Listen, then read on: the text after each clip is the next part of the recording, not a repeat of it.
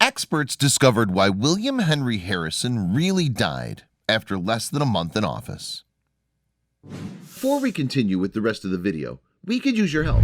Click that like button to help spread the word about watchJojo, and also be sure to subscribe and click the notification bell so you don't miss our future. The 9th President of the United States, William Henry Harrison, takes office on March 4th, 1841. On April 4th, he's lying in what that very day will become his deathbed. Imprudently, Harrison had given his lengthy inaugural address in freezing rain, hatless and without a coat. Now he's paying the price with a fatal bout of what his doctors diagnose as pneumonia. But modern science has made a shocking discovery. It wasn't pneumonia that killed the president. Harrison was already 68 years old when he assumed the presidency in 1841. He'd remained the oldest man to enter the White House for nearly 140 years, until the 69-year-old Ronald Reagan became president in 1980. Donald Trump then broke Reagan's record in 2017 when he assumed the presidency at the age of 70. Although his record of being the oldest U.S. president has been twice beaten, Harrison has 2 other distinctions to his name. He certainly wouldn't have welcomed either, however. First, he was the only U.S. president to have passed away while actually in office, and his presidential term remains the shortest out of all 44 men. Yes, it's only men who've held the office. The poor man was ill for 8 of the 31 days he was president. Harrison first came down with what seemed to be a heavy cold on March 26, 1841, but it was an illness with a worsening prognosis. Doctors flocked to his side to try to ameliorate his symptoms that, as they progressed, seemed to be consistent with a severe bout of pneumonia. Modern medical science was then in its infancy, of course, and Harrison was treated with a variety of procedures and preparations that are frankly bizarre to our eyes. He was given castor oil, a vomit-inducing root called ipecac, and a vile-sounding concoction of Virginia snake root and petroleum. They bled him and stuck heated suction jars to his body. It's little surprise that this series of treatments, as best useless and at worst actively harmful, did nothing to delay Harrison's death. Indeed, if anything, they may have hastened his ending. What's more, these grotesque 19th century medical procedures were in any case based on what modern scientists believe was an entirely wrong diagnosis. We'll come to the contemporary scientific view of what killed Harrison in a moment. First, though, let's get to know the man and his work. Harrison was born the youngest of 7 siblings in 1773 at the family spread in Virginia, Berkeley Plantation. He came into the world with something of a silver spoon in his mouth, since his father, Benjamin, was a wealthy plantation owner and merchant. Benjamin Harrison was also a founding father, a prominent politician, and one of the signatories of the Declaration of Independence. And 2 of Benjamin's descendants went on to become U.S. presidents. There was his son William, of course, and there was also his great-grandson, another Benjamin, who served 1 term as president from 1889. Our William Harrison was educated at home right up until his early teens, at which point he went off to a Presbyterian institution named the Hampden-Sydney College in Virginia. During his 3-year spell there, he learned the basics of French, Greek, and Latin, as well as logic and debating, as befitting a youth of his social standing. After a couple of changes of schools for reasons that remain obscure, Harrison started studying medicine at the University of Pennsylvania in 1791. But his time there ended abruptly with the death of his father. It subsequently emerged that the family finances were in a dire state, and there was no money to pay for Harrison's studies. A family friend, Virginia's Governor Henry Lee III, encouraged Harrison, now aged 18, to enlist in the Army. He became an ensign with the 1st Infantry Regiment and was posted to Fort Washington in the city of Cincinnati, which was then in the Northwest Territory and is today in Ohio. At the time, this region was the scene of the Northwest Indian War, a conflict between Native Americans, helped by the British, and the U.S. Harrison's military career prospered, and he was made aide-de-camp to Major General Mad Anthony Wayne, the commander of the Western Army. It's said that Wayne's explosive temper earned him his nickname. His troops triumphed at the Battle of Fallen Timbers in 1794, bringing the Northwest Indian War to a conclusion. After reaching the rank of captain, Harrison resigned his commission in 1798. Earlier in 1795, he'd met Anne Sims and proposed marriage, But Anne's father, a judge, refused to give his approval, so the couple eloped. Harrison and an initially irate Judge Sims eventually reconciled. The Harrisons went on to have 10 children, including John Scott in 1804. Later, John Scott Harrison himself had 10 kids by his wife Elizabeth, and one of those, Benjamin, was born in 1833 and went on to become the 23rd U.S. president in 1889. That gave John Harrison the unique distinction of having been both the father and the child of an American president. Out of uniform in 1798, Harrison wasted no time in entering politics. He lobbied, and friends and family, his eldest brother Carter was already a congressman, for a post with the Northwest Territorial Administration. His pleas were successful, and he landed the job of Territorial Secretary. This position meant he was also acting governor when serving governor Arthur St. Clair was out of state. By October 1799, the Northwest Territory's population had grown to the extent that it now qualified for a delegate in Congress, albeit without the full powers of a representative. Harrison won the subsequent election. Although his powers and participation in Congress were limited, he was involved in promoting legislation that lowered land prices in the Northwest Territory. This, in turn, contributed to further settlement of the lands. Harrison was also closely involved in redrawing the map of the Northwest Territory. Its eastern portion retained the Northwest name, while the west was now split off and called the Indiana Territory. Between them, these parcels of land covered what is now the states of Ohio, Indiana, Illinois, and Wisconsin, as well as parts of Minnesota and Michigan. The president of the day, John Adams, gave the position of governor of the Indiana Territory to Harrison in 1800. He resigned his Congress position and took office as governor in 1801, a post he would hold until 1812. In 1805, Harrison built a large mansion near the Indiana Territory's capital, Vincennes, and dubbed it Grouseland. He also established Jefferson University, which was later renamed Vincennes University.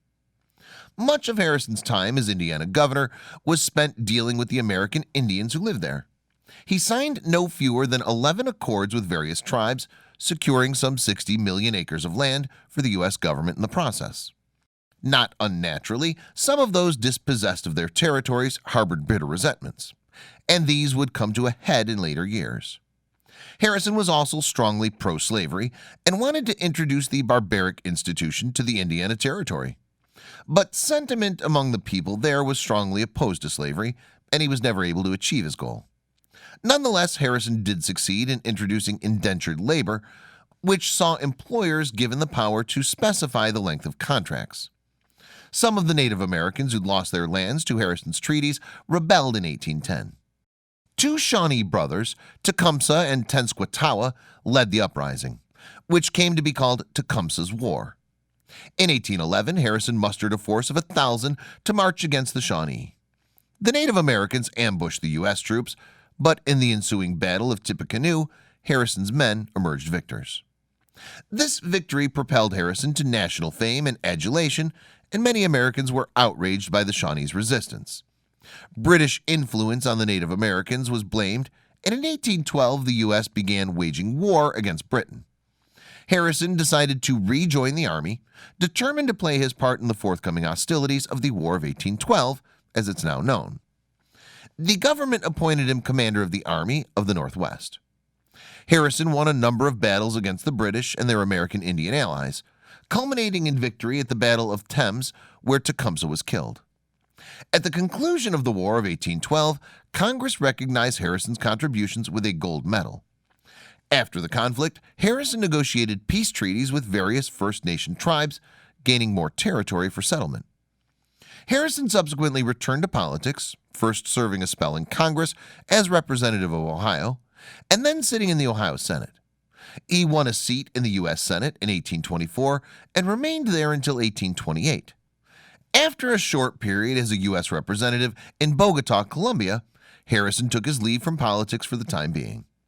He settled into his farm in North Bend, Ohio, now apparently retired from public life and spending some of his time extending the log cabin farmhouse. But in 1836, Harrison returned to the political fray, running as U.S. president on the Whig ticket. In an unusual political strategy, the Whigs fielded 4 presidential candidates in all, hoping to split the vote of the popular Democrat candidate Martin Van Buren.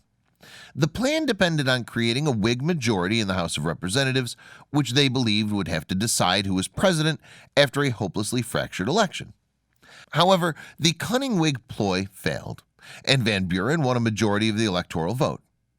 At the next U.S. election in 1840, Harrison stood in more orthodox style as the sole Whig candidate.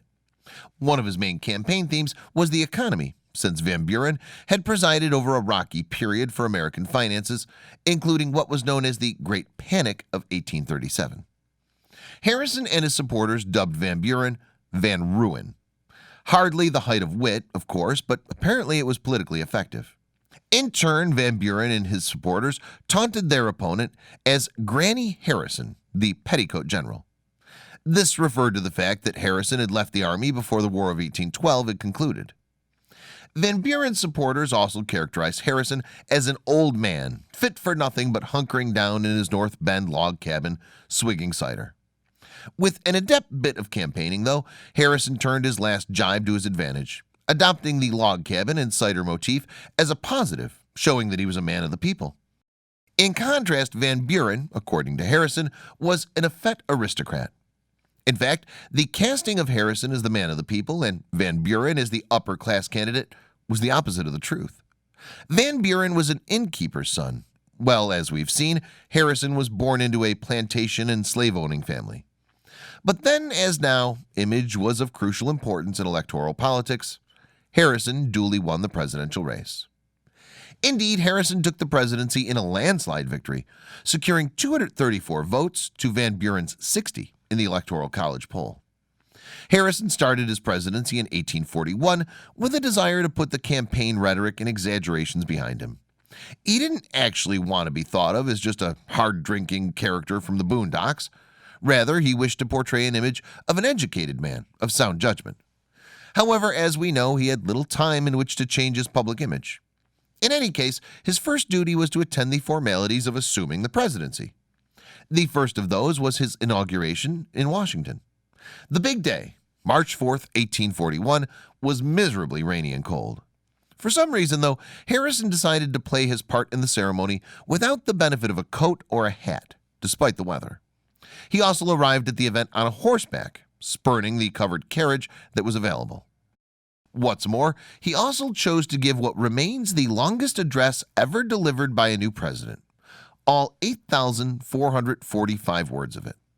That took him the best part of 2 hours to deliver. The inauguration was also distinguished by the fact that Harrison became the first president to have his photograph taken, and he rounded off the day by choosing to attend no less than 3 balls. It seemed that Harrison paid the price for that long speech in the cold rain when he contracted a cold some 3 weeks after the inauguration. As we've already seen, his condition worsened rapidly, and doctors gave him what treatments were available back in the mid-19th century. None of those improved the president's health. Harrison continued to weaken, and on April 4th, 1841, he passed away. His doctors said that pneumonia had done for him, and that was generally the accepted diagnosis until 2014. Writing in the New York Times that year, though, Jane McGew and Philip A. McCowick came up with a quite different theory as to what had killed the man who served the shortest ever presidential term. McGew and McCowick wrote that in those days the nation's capital had no sewer system. Until 1850, some sewage simply flowed onto public grounds a short distance from the White House, where it stagnated and formed a marsh. The White House water supply was just 7 blocks downstream of a depository for night soil hauled there each day at government expense. Night soil was a euphemism for human excrement. The 2 writers went on to describe how what was effectively an open cesspit near the White House would have been a fertile ground for lethal bacteria. In particular, conditions would have been ideal for the proliferation of Salmonella typhi and Salmonella paratyphi. Those 2 are the cause of the deadly illness typhoid, sometimes called enteric fever. And according to McGew and McCowick, 2 other presidents suffered from severe gastrointestinal illness with symptoms that matched those of illnesses caused by tainted water. Those were James K. Polk and Zachary Taylor. Indeed, the illness killed Taylor in 1850 during his second year in office.